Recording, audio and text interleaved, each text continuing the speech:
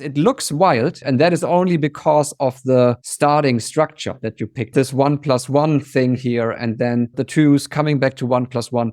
These are clusters, and that is why it looks so wild. But if we structure this whole thing, let's say from bottom to top, right? We have the cellos and the basses playing in octaves. Let's include the timpani right here. We can use the bassoons. So this gives the foundation, and this is what it sounds like.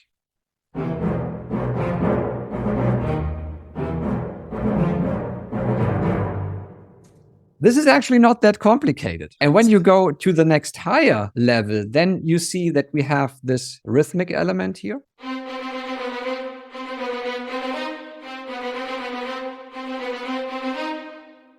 Also not that complicated. So let's bring this all together with the foundation.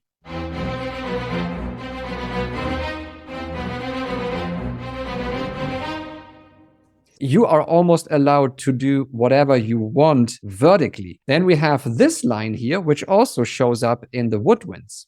And this is what it sounds like.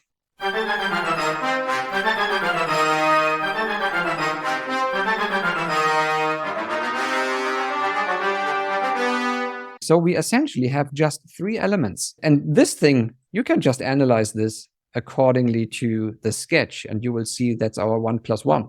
We have a G, A flat, and the natural A. Here we have some position changes. So we have the E flat, the E, and the F. So that all comes from the 1+1. And it sounds dissonant, of course, and it contains a ton of energy.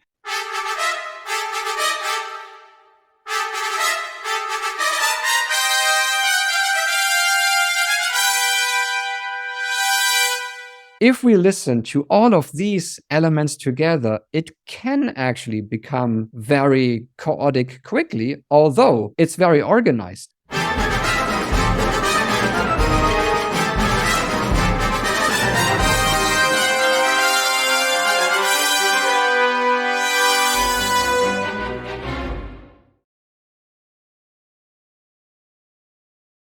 This rest point here is very smart. Let me tell you why. If you get asked to write to a scene, then very often you have to deal with some edits where the stuff is usually shorter. You have to find a good spot where you can make the cue shorter. And those rest points are brilliant. You can even make the edit later in the audio. This moment is fantastic. You can stretch it, you can shorten it. You have a lot of possibilities to edit your cue in case you get a change. So let me quickly play over this transition real quick here.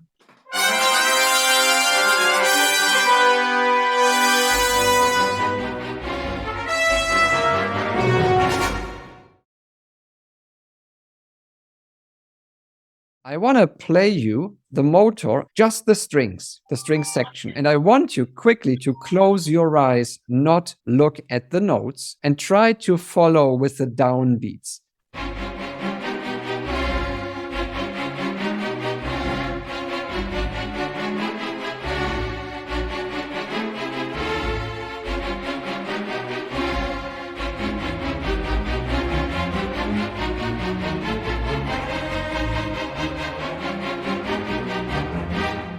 So this motor alone gives enough chaotic energy, but still pushing forward. It never loses the momentum. It gives the audience enough energy to follow along, but it makes it pretty hard to stay on track, which means this comes really close to what the title is.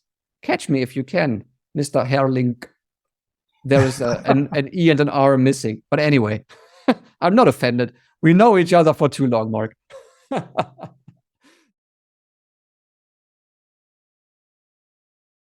Now let me guide the attention from the motor when we get into this scene to when the percussion enter, because they don't start on the first bar on section A.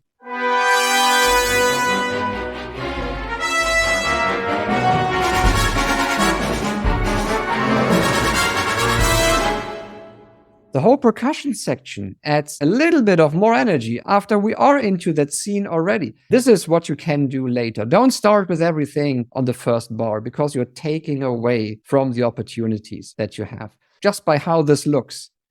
We have the woodwind section until here, then we have the brass, and then we have the strings down there. And the strings start this whole thing with a little bit of the bassoon. This stands out because out of a sudden the brass section kicks in. The moment they come in, there are no woodwinds.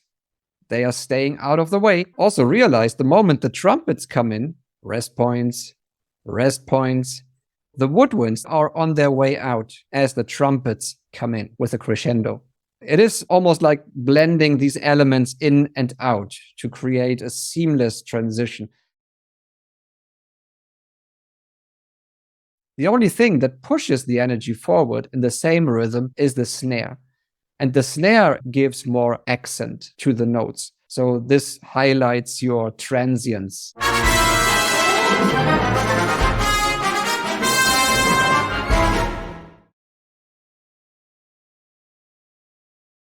That is actually a great moment because for the first time, this whole motor gets handed over to the woodwind section. And now it is in a fairly high register on the woodwinds.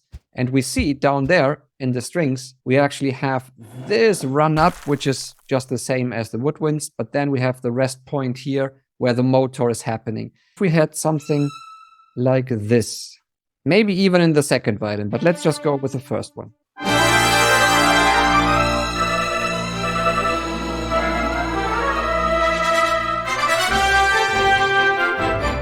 Now, that's a choice. I just thought, well, this would be a nice connecting note.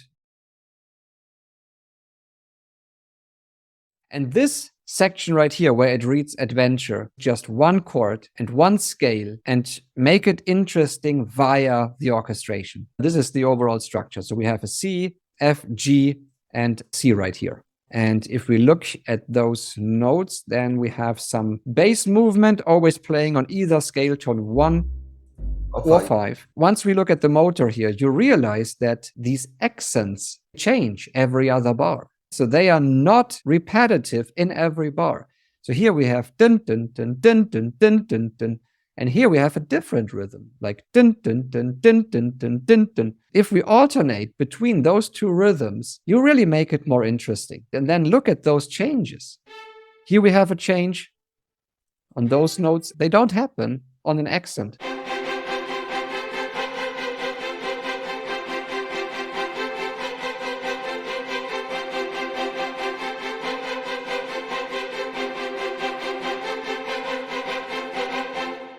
So this is the motor that we are hearing, just the inner voices change. Your ear always goes to the top guy, that's the lead line, and the next guy is the bottom guy that you pick up. So it's always the outside interval that you hear the easiest, and that is this part.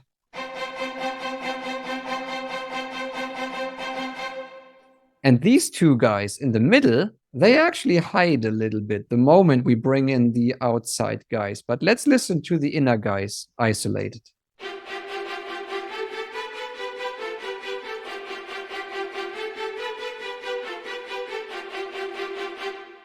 And now let's listen to this whole thing again, and you will recognize that it gets way harder to identify what is going on with the inner lines.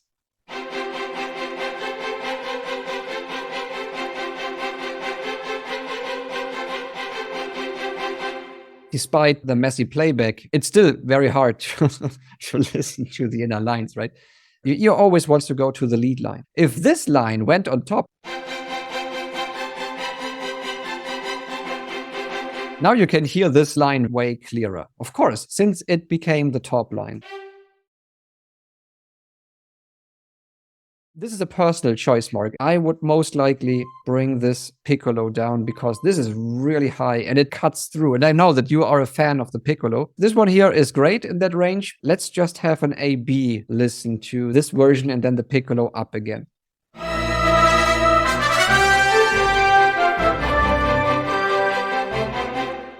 And going back to this version.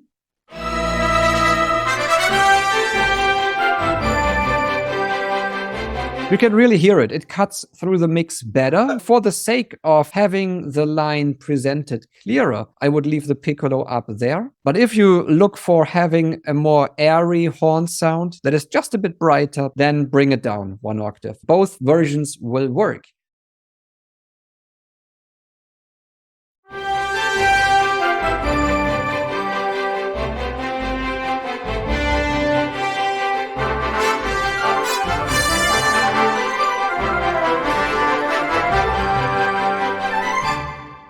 Now, what is also interesting is this line up there. So these are just scale tones. And it's all based on a C Ionian scale as I see things. White notes. That's good for me. The 2 flutes and 1 piccolo that is still 1 octave above the flutes. So this plays in 3 octaves.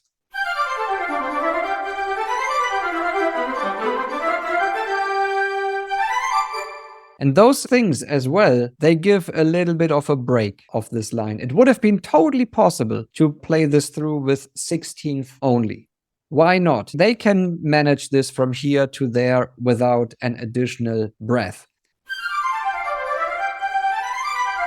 Yep, that's a very nice rest point almost. Let's have a bit of change in the sound, and that is why we have the trombones.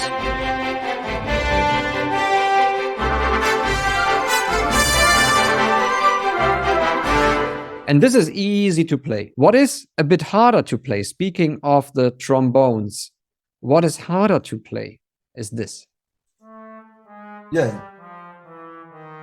It is playable. At some point, they would have to change and have to do a lot of movement. It depends where are the chromatic line. Exactly. You will have a lot of movement if you go down. Here it's quite difficult because you have to go downstairs a bit, you know. On the horns, this is way easier. Horns have no problem playing those chromatic lines. And also when we get to the trombones, the hairpins, they are crucial. I would even argue the musicians would do this naturally. They would come in a bit softer and they most likely build naturally to the last note and end this phrase. Yeah. Because you know the difference with the samples. When there is an orchestra playing, if everybody is playing softly, the guy who will enter, if he has no dynamics markings, he will listen to the others and he will play soft. But in a real orchestra, if you have not marked the dynamics, they listen to each other, you know. With this tuba here, don't forget, the tuba has no point. So this has just body.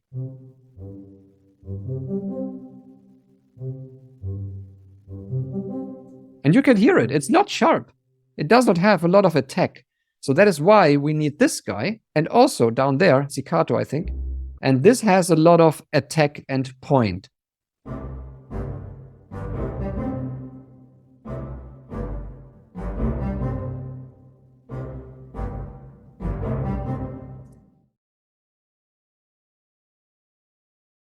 Let me play this again, because here you can hear that to the left and to the right, something different is happening.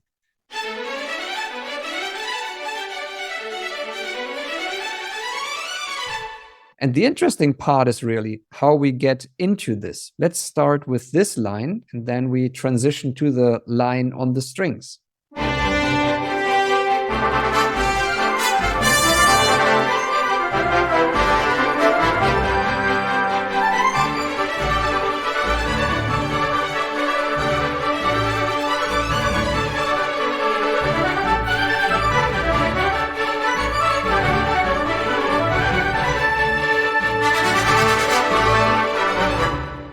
You give the woodwind section a good opportunity to go out elegantly. Please think of the musicians and how they would feel if they played just one note at the beginning and at the end of a piece. So you want to make sure that everybody has a moment to shine. So everybody has something interesting to play at some point. Here we have the bass trombone. The cellos, they are consistent with their motor. They are your trusted friend.